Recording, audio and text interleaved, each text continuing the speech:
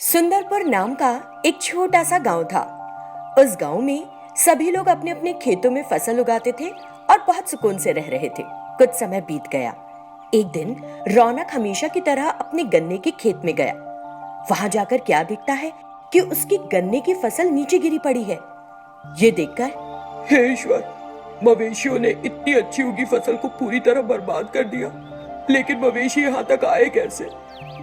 इस तरह वो बहुत परेशान हो गया। इस बीच एक विशाल काय भैंसा पड़ोस के खेत में घुसा हुआ फसल खाता और अपने पैरों से रौंदता हुआ दिखा। उस भैंसे को देखकर रौनक हक्का बक्का रह गया। तभी वहां एक दो आदमी और आए और उस विशाल काय भैंसे को देखा। इतना बड़ा भैंसा, ये भैंसा कहाँ से आ गया? ये तो सबकी फसलें बर्बाद कर देगा। तभी उस विशाल काय भैंसे ने उन तीनों को देख लिया और उनकी तरफ तेजी से दौड़ा। वो सब वहां से जान छोड़कर भागे। उनके पीछे पीछे वो भैंसा भी गांव में घुस आया और अपने सींगों से लोगों पर हमला करके उन्हें फेंकने लगा। इस तरह उस भैंसे ने पूरे गांव को परेशान कर दिया। सभी ग्रामीणों की हालत खराब हो गई।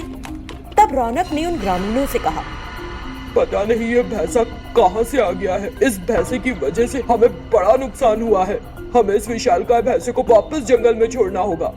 हम इसके सींगों को रस्सियों से बांधकर इसे ट्रक में लाद देते हैं और फिर वापस जंगल में छोड़ सकते हैं। रौनक ने कहा, ठीक है। अगले दिन सुबह वो भैंसा फिर से गांव में आ गया। कुछ ग्रामीणों ने हिम्मत दिखाई और बड़ी होशियारी से उसके सींगों को रस्सियों से बांधा और उसे ट्रक में लादने की कोशिश की, लेकिन उस विशालकाय भैंसे ने सभी रस्सियों को तोड़ दिया और भागते समय कुछ लोगों को घायल भी कर दिया। तभी एक संत उसके सामने आ गए। उस संत को देखकर भैंसा अचानक उनके सामने शांत होकर ठहर गया। संत ने अपने मंत्रों का इस्तेमाल किया और उसे उस ट्रक में लाद दिया। फिर उन्होंने ग्रामीणों से कहा, ये भैंसा जंगल में अपना रास्ता भूल गया और गलती से यहाँ आ गया। तुम लोग जंगल में पेड़ काटना नहीं छोड़ रहे हो ना? इस बार तो ज्यादा नुकसान नहीं हुआ क्योंकि ये एक भैंसा है। यदि तुम लोग अपनी आवश्यकताओं को पूरा करने के लिए जंगल में पेड़ों को काटना जारी रखोगे तो भविष्य में बाघ और शेर भी आएंगे और तुम्हें अपनी जान गंवानी पड़ेगी। कम से कम अब सबक लो और पेड़ों को काटना बंद कर दो। जिसे सुनकर, संत, हमें अपनी गलती का एहसास है। हम जंगल में पेड़ अब से नहीं काटेंगे, बल्कि हम ज्यादा से ज्यादा पेड़ लगाने की कोशिश करेंगे। फिर ट्रक ड्राइवर उस विशालकाय भैंसे को वहां से ले गया। सभी ग्रामीणों को सुकून आया और उस भैंसे को पकड़ने के लिए संत का धन्यवाद दिया।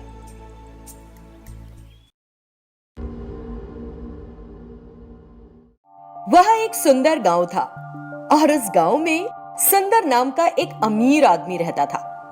वो न केवल एक बहुत ही घमंडी व्यक्ति था, बल्कि दिल का भी बहुत बुरा था। एक दिन उसने अपने घर में काम करने वाले नौकर रामू से कहा, अरे रामू, मैंने तुमको अपना खेत जोतने के लिए एक ट्रैक्टर लाने के लिए कहा था ना? क्या हुआ उसका?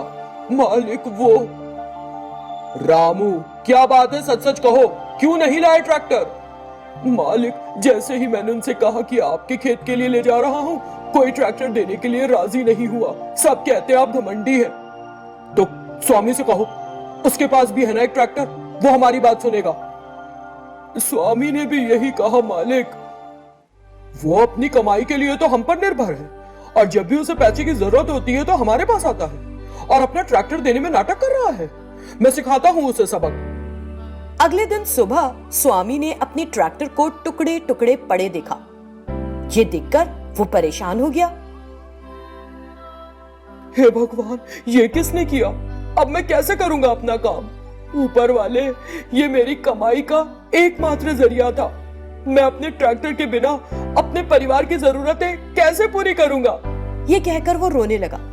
इस बीच आकाश में एक रोशनी दिखाई दी और एक आवाज सुनाई दी, स्वामी, परेशान मत हो। एक ही पल में वो ट्रैक्टर बहुत बड़ा हो गया और अंगारे बरसाने लगा, जिसे देखकर स्वामी हैरान रह गया। चलो दोस्त, मुझे अपने खेत ले चलो। स्वामी ने कहा, ठीक है, और उस पर शान से बैठ गया। वो ट्रैक्टर अंगारे बरसाते हुए ऊपर उठा और हवा में उड़ने लगा। फिर वो स्वामी के खेत में उतर गया। स्वामी ने उस ट्रैक्टर से अपने खेत की जुताई की और सारा काम पूरा कर लिया। फिर उसने उस ट्रैक्टर से कहा, बहुत बहुत धन्यवाद दोस्त, तुम्हारे कारण मेरा काम पूरा हो सका। चलो अब चले। ठीक है दोस्त, चलो चलते हैं, आओ बैठो। उसने कहा ठीक है और उस पर फिर बैठ गया। वो ट्रैक्टर फिर से हवा में उड़ा और ठीक उसके घर के सामने उतरा।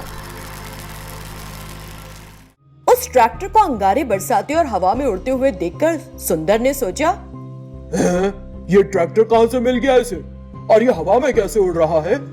ये हो क्या रिया है? क्या कोई जादू टोना कर रहा है ये स्वामी? मैं सच जानकर रहूंगा। उस रात वो स्वामी के ट्रैक्टर को देखने स्वामी के घर गया। इस ट्रैक्टर में ऐसा क्या है? ये अंगारे क्यों बरसा रहा है और हवा में कैसे उड़ रहा है? क्या ये कोई जादुई ट्रैक्टर है? इतना सोचते हुए उसने उस ट्रैक्टर को ध्यान से देखा और सोचा, दिख तो एक आम ट्रैक्टर की तरह ही रहा है, लेकिन ये ट्रैक्टर हवा में कैसे उड़ गया? इससे आग भी निकल रही है, चला कर देखता हूँ। ये सोचते हुए वो उस ट्रैक्टर पर बैठ गया। अचानक वो ट्रैक्टर एक जायंट ट्रैक्टर बन गया और हवा में उड़ गया। फिर वो अंगारे बरसाते हुए गोल गोल घूमने लगा। इससे सुंदर के पसीने छूट गए और जोर जोर से चीखने लगा, अब मुझे बचाओ, अरे मुझे बचाओ स्वामी, स्वामी बाहर आओ, कोई से स्वामी, अरे मुझे बचाओ स्वामी, स्वामी। उसकी चीख पुकार सुनकर स्वामी अपने घर से बाहर आ गया और उस जायंट ट्रैक्टर को देखा। उसकी समझ में नहीं आया कि क्या करे, कैसे रोके उसे। तब स्वामी ने उस ट्रैक्टर से बस एक बार कहा, दोस्त रुको, रुक जाओ। और वो जायंट ट्रैक्टर एकदम से रुक गया। सुंदर ट्रैक्टर से धम से नीचे आ गिरा। स्वामी सुंदर के पास आया और उससे पूछा, ये कैसे हो गया था मालिक? मुझे नहीं पता, तुम 1 मिनट देर से आते तो मेरा मलीदा बन जाता। इस तरह उसने उसे बताया कि क्या हुआ था। मुझे बहुत अफसोस है, मैं तुम्हें आगे कभी परेशान नहीं करूंगा, मैं कभी किसी का अपमान भी नहीं करूंगा। मैं अब चलता हूँ, इस ट्रैक्टर को बांध के रखना। इतना कहते हुए घबराया हुआ वो वहां से चला गया। उसकी हालत देखकर स्वामी हंस पड़ा। भगवान, आपके दिए इस जायंट ट्रैक्टर ने सिर्फ मेरी मदद नहीं की, बल्कि सुंदर का दिमाग भी ठिकाने लगा दिया। स्वामी बहुत खुश हुआ और अपने घर के अंदर चला गया।